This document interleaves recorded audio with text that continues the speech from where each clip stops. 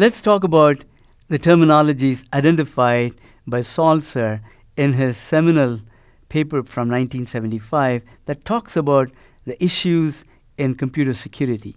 The first issue that is identified is when to release information. In this day and age, we all know the importance of privacy of information, and there is a distinction between privacy of information and security. Privacy has to do with when, as individuals, we expect to release information or prevent information from being released. That's the individual's right and responsibility in terms of information that they own. Security, on the other hand, is dealing with how to make sure that the system is respecting the guarantees that the user needs, both in terms of privacy of information as well as when they want to release information.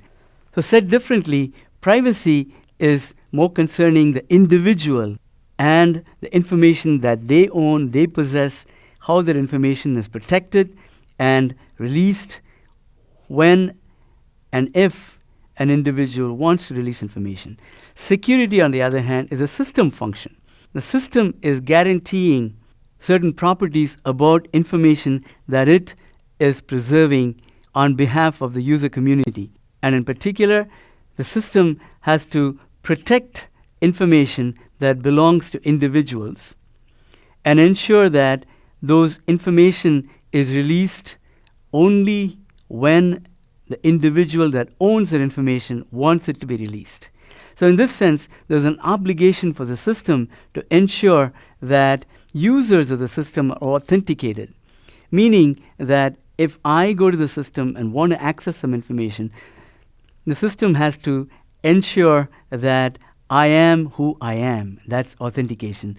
And then it also has to make sure that whatever information I have access to is something that is not violating any privacy of other individuals that may have put information into the system. So protection and authentication go hand in hand in building a secure system.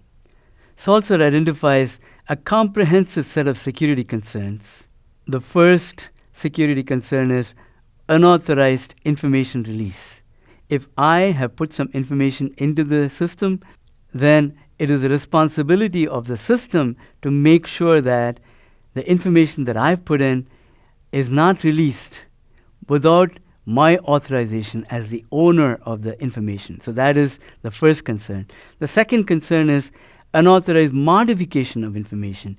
I may have released it for a certain set of users to access information that I put into the system, but I may not have given authority for them to modify the information. So unauthorized modification of information is the second set of concern. The third security concern is unauthorized denial of use.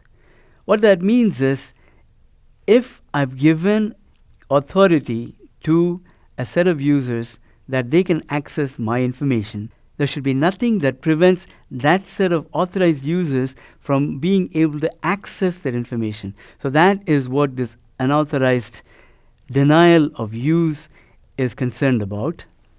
And you may be much more familiar with the term denial of service. That's exactly what this particular concern is all about. In fact, this is the first mention in the literature of denial of service attacks on a server that prevents authorized users from being able to get service from the system. So what should be the goal of a secure system?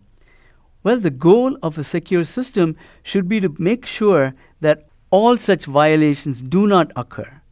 That is, preventing all violations is the concern of a secure system. But unfortunately, stated this way, it's a negative statement. Preventing all violations. That's ensuring that the system is somehow secure-proof, meaning that nobody can attack the system. So it's a negative statement.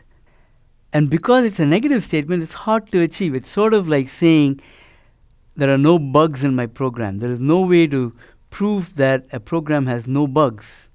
And in a similar manner, there is no way to absolutely assure that the system prevents all violations. So what Salzer argues is the goal of a secure system should not be stated negatively, but positively. If the goal of a secure system is stated in this negative manner, that it has to prevent all violations, at best, it can give a false sense of security, because there is no way to assure that bad guys are not going to break into the system. So making a statement like my system prevents all violation is giving a false sense of security because it is not achievable in practice.